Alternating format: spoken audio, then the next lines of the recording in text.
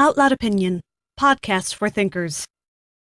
CBC, Congressional Bootlickers for Castro, by Michelle Malkin. Congressional Black Caucus Democrats went to Cuba to see what they wanted to see. Not since the New York Times reporter Walter Duranty traipsed around Stalin's Russia, filing cheery travelogues whitewashing communist-engineered famine, has America witnessed such disgraceful propaganda tourism. Led around by the nose by the Castro brothers, Representative Emanuel Cleaver declared, quote, "If there is repression in Cuba, we didn't see it," end quote. Somehow the gulags and slums got left off the itinerary. Go figure. The CBC members saw instead a land of milk and honey, fresh air and freedom, shiny, happy people cared for by a kindly, benevolent leader. As Comrade Fidel himself put it in his official statement on the visit, quote, "Persons who move on the streets in an active and almost always happy manner do not match with the stereotyped images that most of the times are portrayed about Cuba abroad," end quote. Representative Cleaver swallowed the Castro Kool-Aid in one big gulp. Quote, "We've been led to believe that the Cuban people are not free, and they are repressed by a vicious dictator, and I saw nothing to match what we've been told."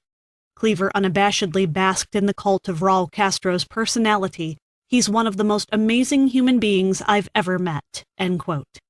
Lord, what tools these lawmakers be.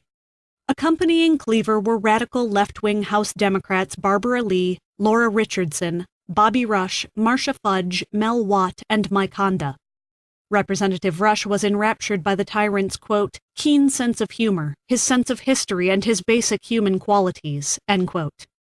Lee fawned over the Castros like your neighborhood tweens giggle over the Jonas Brothers. The aging dictator Fidel, quote, "looked directly into our eyes," end quote, she delighted. Where was he supposed to look? Into their ears? He, quote, "was very engaging and very energetic," end quote, she confided. Yes, ask the dozens of independent journalists and dissidents jailed over the last 6 years. Fidel's a veritable fuzzball.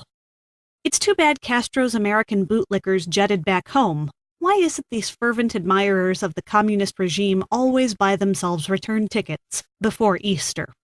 They might have run into someone with seeing eyes who could have reminded them of the religious oppression the kindly Castros oversee. The U.S. Commission on International Religious Freedom reported last year that, quote, "religious belief and practice remain under tight governmental control in Cuba. Both registered and unregistered religious groups continue to suffer official interference, harassment, and repression. Political prisoners and human rights and pro-democracy activists continue to be denied the right to worship."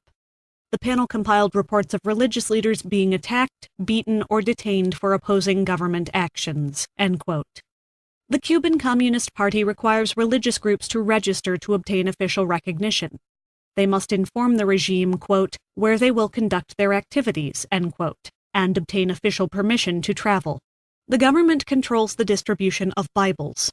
Processions and worship services outside tightly regulated religious buildings are not allowed without permission of the local ruling official of the Communist Party.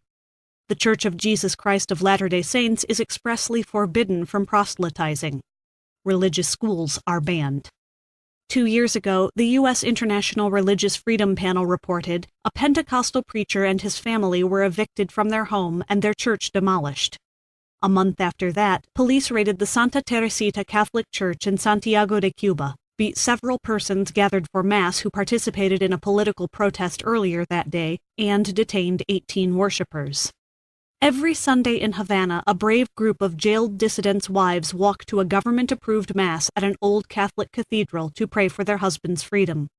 They are known as the Ladies in White. The group has been harassed and bullied by Castro's henchmen at Easter time for demanding regime change. Their church is named for Saint Rita, the patroness of lost causes. The hopeless sycophants of the Congressional Black Caucus, willfully blind to Castro's systemic brutality, could certainly use the saints' intercession.